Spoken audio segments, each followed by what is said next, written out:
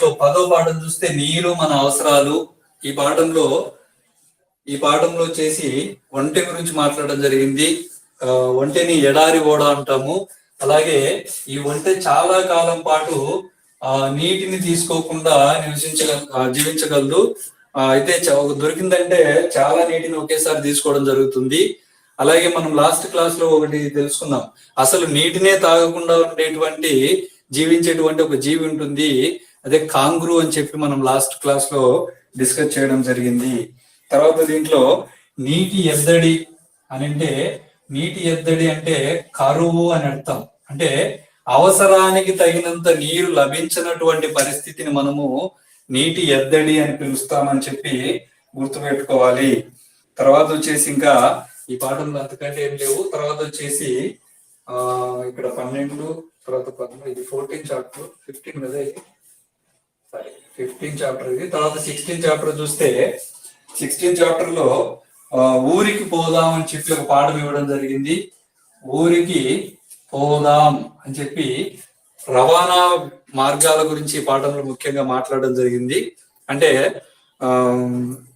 ఏ రవాణా మార్గాలు అంటే రోడ్డు మార్గము, తర్వాత రైలు మార్గము, తర్వాత వాయు మార్గము, తర్వాత జల మార్గం. మనం రోడ్డు మీద ప్రయాణం చేస్తాము, అలాగే రైలు మీద కూడా మనం ప్రయాణం చేస్తాము. అలాగే విమానంలో గాలిలో వాయువు ద్వారా గాలిలో ప్రయాణం చేస్తాము. అలాగే నీటి మీద కూడా మనం ప్రయాణం చేస్తాము. తర్వాత దీంట్లో అత్యంత చౌకైనటువంటి ప్రయాణం వచ్చేసి జల మార్గము అని చెప్పి ఎక్స్ప్లెయిన్ చేయడం జరిగింది. అత్యంత చౌకైనటువంటి మార్గం వచ్చేసి జల మార్గము అని చెప్పి చెప్పడం జరిగింది. తర్వాత దీంట్లో ఒక ప్రధానమైన అంశం ఏంటంటే ఎలిఫెంటా గుహల గురించి ప్రస్తావన ఉంది. ఎలిఫెంటా గుహలు వచ్చేసి ఎక్కడున్నాయంటే మహారాష్ట్రలో ఉన్నాయి అని చెప్పి గుర్తుపెట్టుకోవాలి. ఎలిఫెంటా గుహలు ఎక్కడున్నాయంటే మహారాష్ట్రలో ఎలిఫెంటా గుహలు ఉన్నాయని చెప్పి గుర్తుపెట్టుకోవాలి. తర్వాత వచ్చేసి మల్లన్న జాతర గురించి కూడా చెప్పడం జరిగింది. తెలంగాణలోని ఒక శివరాత్రి పండుగ సందర్భంగా సిద్దిపేటలోని కొమరవెల్లి గ్రామంలో, తెలంగాణలోని సిద్దిపేట మండలంలోని కొమరవెల్లి అనేటువంటి గ్రామంలో శివరాత్రి సందర్భంగా అక్కడ పెద్ద జాతర జరుగుతుంది అని చెప్పడం జరిగింది. జాతర. సో తెలంగాణ రాష్ట్రంలో సిద్దిపేటలోని కొమరవెల్లి అనేటువంటి ఊరిలో శివరాత్రి సందర్భంగా ఒక జాతర జరుగుతుంది. అది చాలా పెద్ద జాతర అని చెప్పి చెప్పడం జరిగింది. మనకి ఊరికి పోదాం అనేటువంటి ఈ పాఠంలో అని చెప్పి గుర్తుపెట్టుకోవాలి. తర్వాత వచ్చేసి కొన్ని ప్రాంతాల్లో, ఉదాహరణకి సురారం అనేటువంటి ఒక గ్రామీణ ప్రాంతం, సురారం అనేటువంటి ఒక అటవీ ప్రాంతంలో అక్కడ ప్రజలు తేనె, అలాగే బంక, అలాగే కుంకుడు కాయలు అమ్ముకొని వాటిని సేకరించి జీవిస్తారు అని చెప్పి గుర్తుపెట్టుకోవాలి.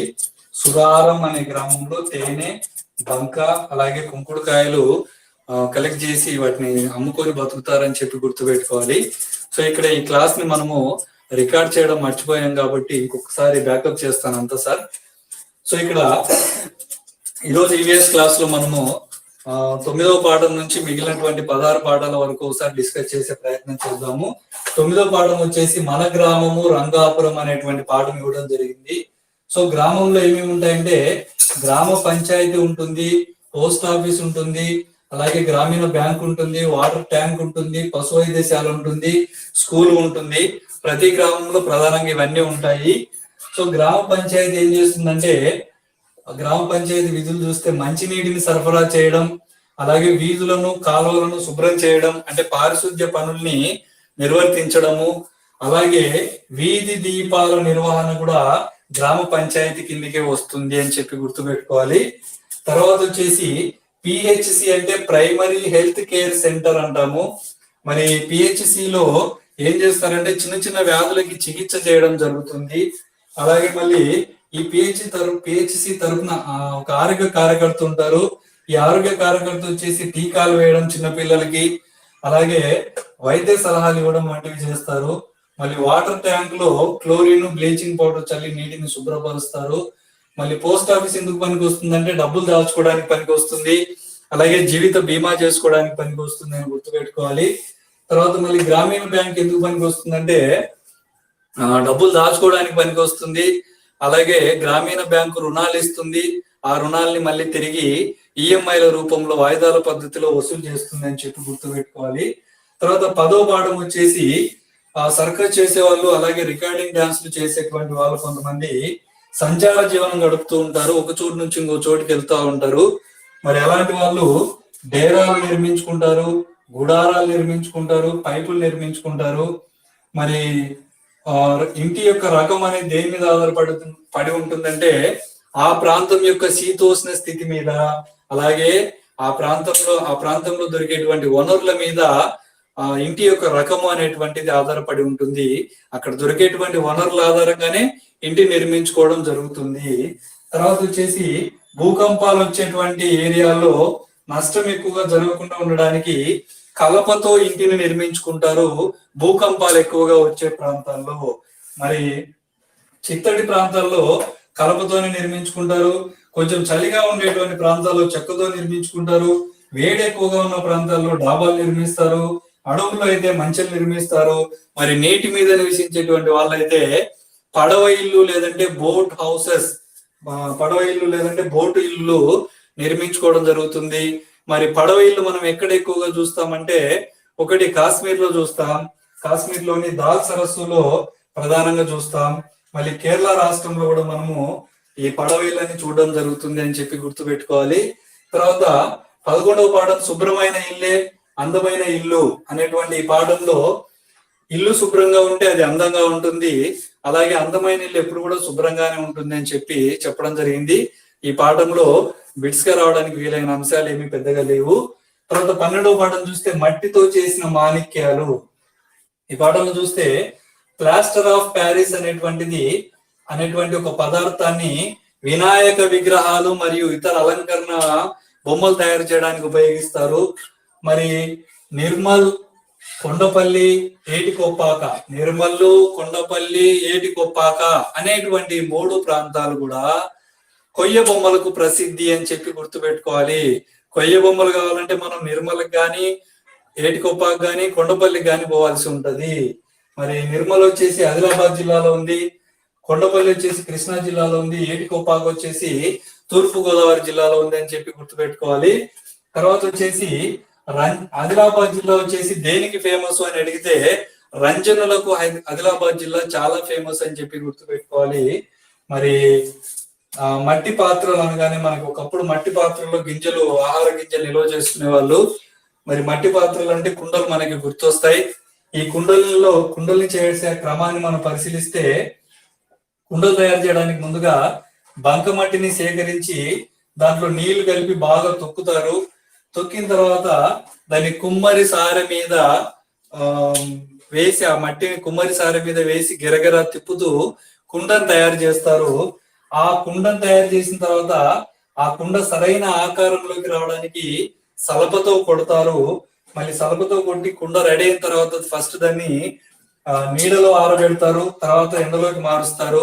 ఎండలో బాగా ఆరిన తర్వాత ఫైనల్ గా చివరగా ఆవంలో కాలుస్తారు అని చెప్పి గుర్తుపెట్టుకోవాలి.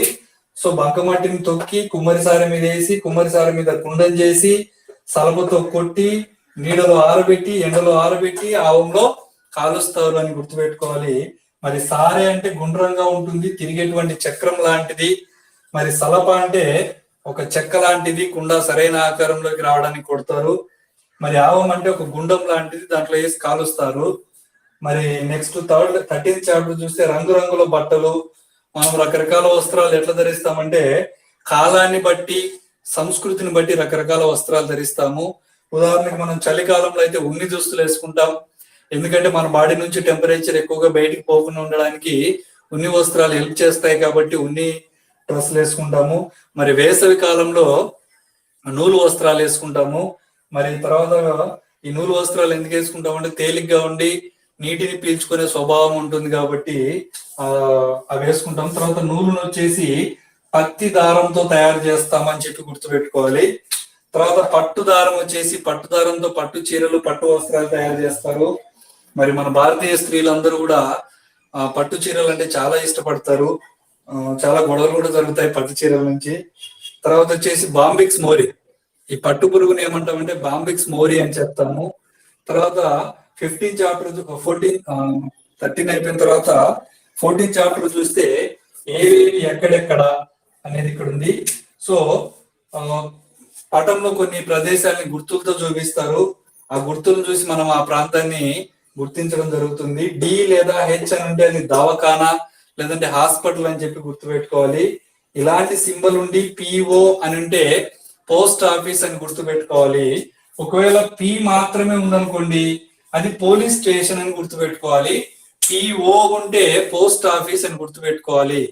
తర్వాత ఇది వచ్చేసి ఇట్లా రౌండ్ గా వేసి మధ్యలో డాట్ ఉంటే దాన్ని బావి అని చెప్తాము.